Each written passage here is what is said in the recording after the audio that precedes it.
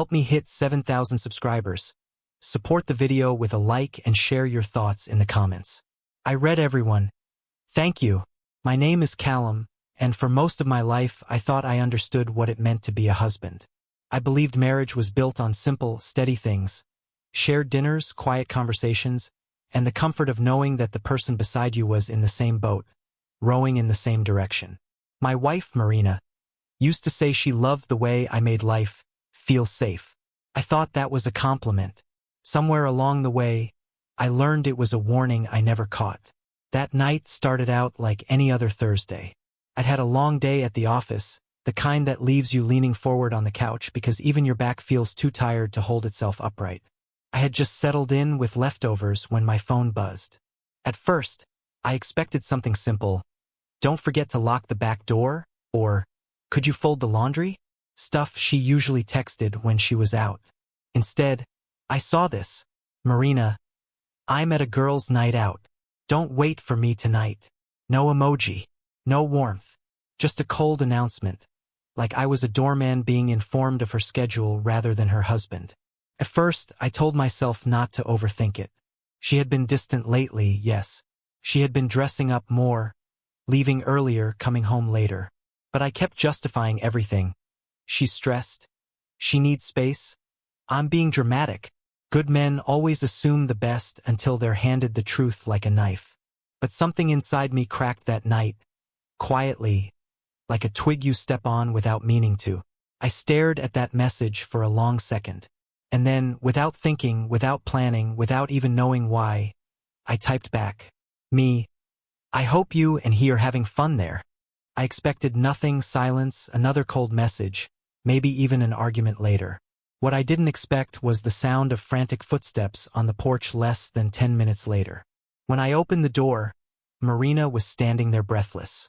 Her hair was still done, her makeup perfect, her dress too elegant for a casual girls' night. She looked like someone who had been caught in the middle of something.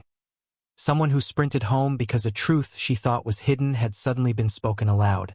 Callum, she said, her voice shaking in a way I hadn't heard in years. Why would you say something like that? What did you mean? I leaned against the doorframe, keeping my face unreadable. You tell me. For a moment, she looked genuinely afraid. Eyes wide, lips parted, hands trembling just enough for me to notice.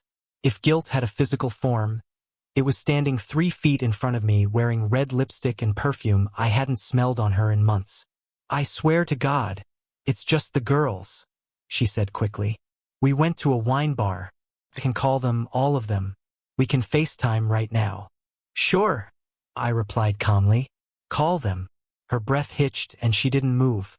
That was the moment everything I had been ignoring for months aligned into something sharp and undeniable. The late nights, the new clothes, the sudden obsession with her phone, the emotional distance, the way she flinched sometimes when I walked into a room unexpectedly. I had spent so long trusting her that I forgot trust has blind spots. She followed me into the living room like a student waiting to hear whether she passed or failed an exam. Callum, please, she said softly. You're scaring me. Funny, I said, because I thought I was the one who should be scared. Her eyes filled instantly. Marina wasn't the kind of person who cried in fights. She was composed, articulate, always able to turn an argument into a neat shape where she came out looking reasonable. But this wasn't a fight she could prepare for. Are you accusing me of something? She whispered. I didn't accuse you, I said. I asked a question. Your response answered it. She collapsed onto the couch, burying her face in her hands. Not in sorrow, no. In calculation. I had lived with her long enough to know the difference. I swear, she said again, voice muffled. There's nobody else. Then why are you home? I asked quietly. She froze. There it was, the sentence she couldn't explain away.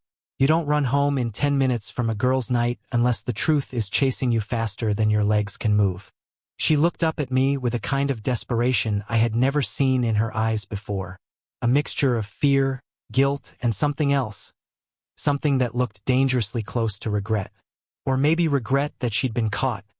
Not regret for what she had done. Callum, please. Just tell me what you think you know.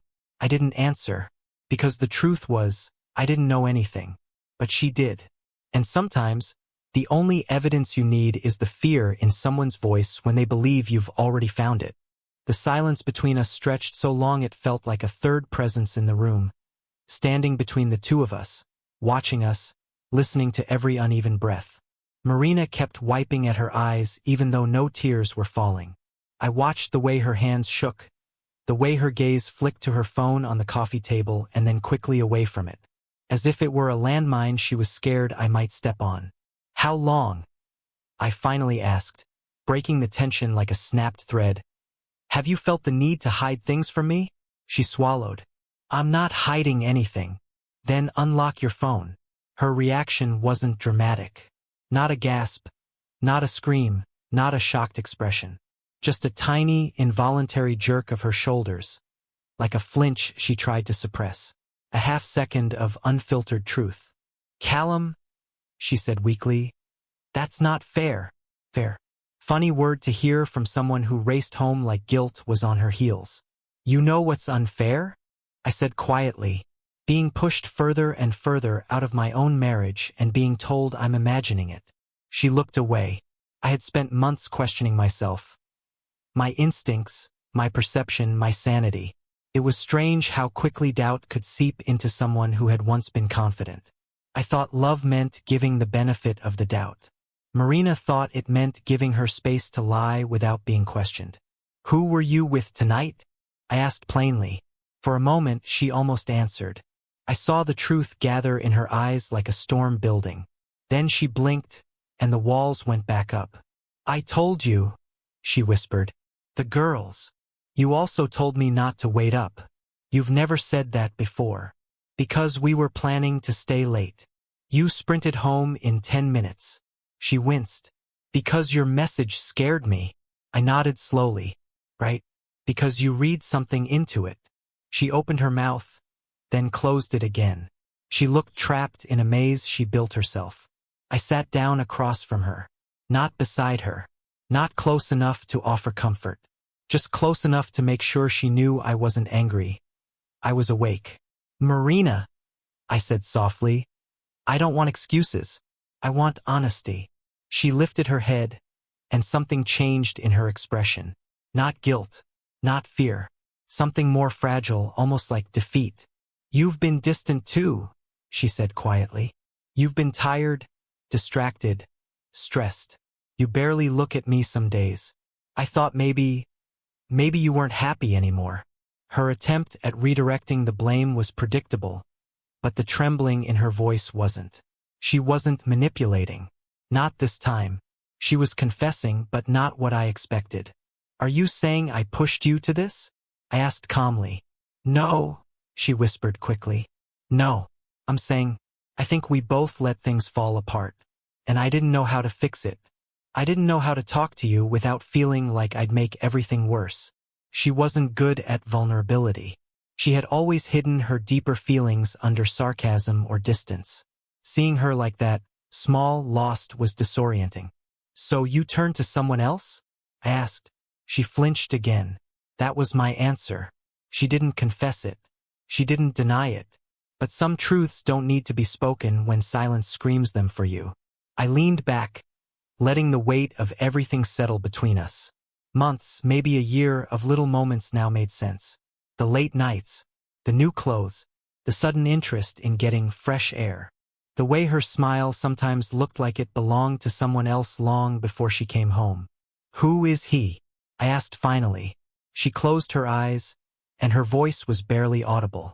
It isn't anything serious. I laughed softly, not out of humor, but disbelief. That's supposed to make me feel better? No. She stopped, breathed, and wiped her cheek.